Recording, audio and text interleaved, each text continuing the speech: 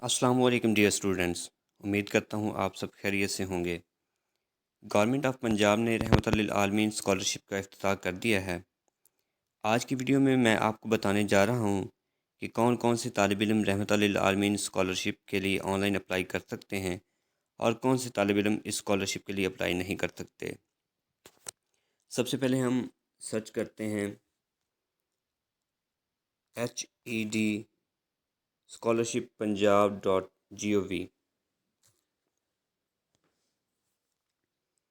رحمت للعالمین اسکالرشپ کی official web site ہے،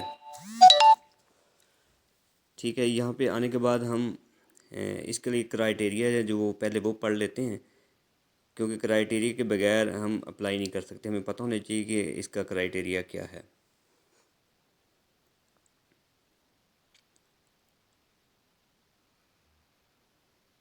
جی یہ آ گیا کرائٹیریا۔ ابھی ہم یہ دونوں طرح سے ہے، انگلش میں بھی ہے اردو میں بھی ہے، ہم پڑھ لیتے ہیں اردو میں۔ اہلیت کا معیار جو ہے انٹرمیڈیٹ کی سطح پر اسکالرشپ کا جو ہے وہ یہ ہے کہ درخواست دہندہ کے لیے صوبہ پنجاب کا شہری ہونا ضروری ہے، یعنی کہ صرف یہ پنجاب کے رہائشی امیدوار اس پر اپلائی کر سکتے ہیں۔ نمبر 2 ہے پنجاب کے سرکاری کالج کا طالب علم ہونا ضروری ہے، یعنی کہ کسی بھی پنجاب کے اندر کسی بھی سرکاری کالج کے اندر طالب علم کا داخل ہونا ضروری ہے۔ اگر اس نے آگے کسی پرائیویٹ کالج میں داخلہ لے لیا ہے تب بھی آپ اس کے لیے اہل نہیں ہو سکتے۔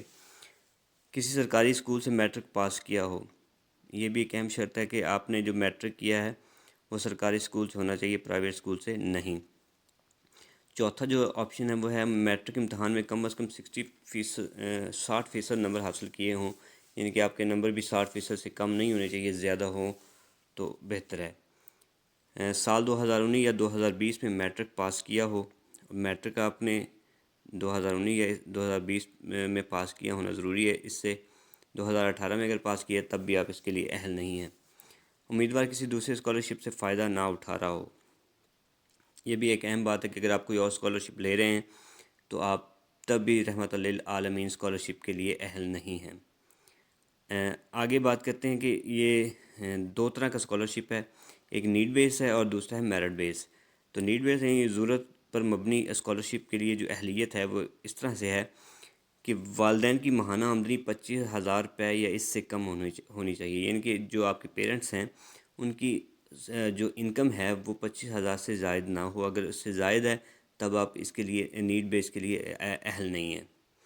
والدین کے پاس 5 ایکڑ زرعی اراضی، یعنی کہ زرعی اراضی سے مراد یہ ہے جس پہ فصل کاشت ہوتی ہے، وہ 5 ایکڑ یا اس سے کم ہو، 5 ایکڑ ہو تب بھی چل جائے گی، یا 5 مرلہ شہری املاک، یعنی کہ یا پلاٹ ایک ہو جو 5 مرلے کا ہو یا اس سے کم ہو، زیادہ کا اگر ہوگا تو تب بھی آپ اس نیڈ بیس کے لیے اپلائی نہیں کر سکتے۔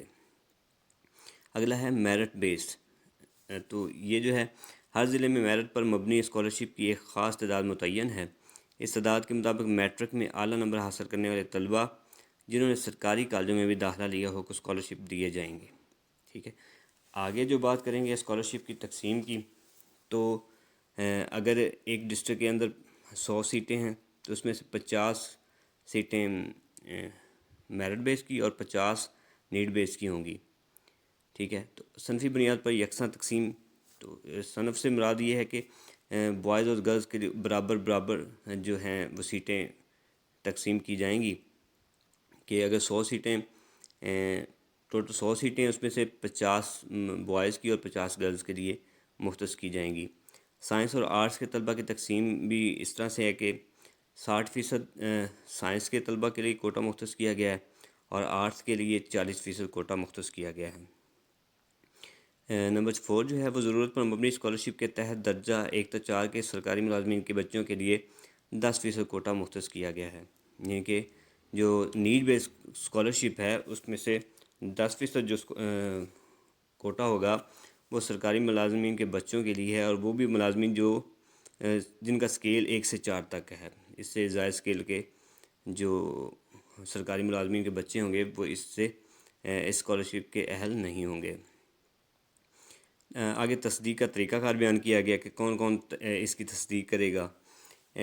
جو board of intermediate and secondary education Punjab ہے وہ طالب علم کے نتائج کی تصدیق کرے گا کہ اس نے کتنے نمبر حاصل کیے ہیں۔ نمبر 2 ہے کالج پرنسپل اس بات کی تصدیق کرے گا کہ طالب علم اس کالج کا طالب علم ہو، اس کے علاوہ کسی اور اسکالرشپ سے فائدہ نہ اٹھا رہا ہو، یعنی کہ پرنسپل نے 2 چیزوں کی تصدیق کرنی ہے۔ نمبر 1 یہ کہ جو طالب علم ہے وہ اس کے کالج میں پڑھ رہا ہے، اور نمبر 2 یہ کہ اس کے علاوہ وہ کسی اور اسکالرشپ سے فائدہ نہیں اٹھا رہا۔ نمبر 3 ہے کچھ ڈاکومنٹس جن کی کالج کے پرنسپل نے تصدیق کرنی ہے، وہ ہے طالب علم کا نام بے فارم، والد کا نام، والد سرپرست کا شناختی کارڈ نمبر، اس کے علاوہ متعلقہ بورڈ کا رجسٹریشن نمبر، اور کلاس حاضری کم از کم 75% ہونی چاہیے۔ کلاس ٹیسٹ کے نتائج تسلی بخش یا غیر تسلی بخش اس بات کی تصدیق کرے گا۔ اور ڈپٹی کمشنر جو ہے یہ جاننے کا ذمہ دار ہوگا کہ آن لائن ڈیش بورڈ کے ذریعے فراہم کردہ معلومات کی بنیاد پر امیدوار ضرورت پر مبنی اسکالرشپ کے لیے اہل ہے یا نہیں ہے۔ نوٹ آگے بیان کیا گیا ہے کہ جو طلبہ اپنے رہائشی ضلع سے باہر کسی سرکاری کالج میں داخلہ لیتے ہیں، ان کی اہلیت کا تعین ضلع کے ڈومیسائل کی بنیاد پر کیا جائے گا۔ یعنی کہ اس کا مطلب یہ ہے کہ لیٹس سپوز کہ اگر ایک طالب علم جو ضلع قصور کا رہائشی ہے لیکن اس نے لاہور میں داخلہ لیا ہوا ہے، تو اس کو جو اسکالرشپ ملنا ہے وہ قصور کے اسکالرشپ سے ملے گا، نہ کہ لاہور کی بنیاد پر۔ بیچلر کی سطح پر اسکالرشپ بھی ہے۔ بیچلر پنجاب کی یونیورسٹیوں میں 8 سے 91 مختلف پروگرام پڑھائے جا رہے ہیں۔ یونیورسٹیوں کے رجسٹرار اسکالرشپ دینے کے لیے اپنے رجسٹرار پروگراموں میں بہترین ٹاپ اسکورر امیدواروں کی فہرست ہائر ایجوکیشن ڈپارٹمنٹ کو فراہم کریں گے۔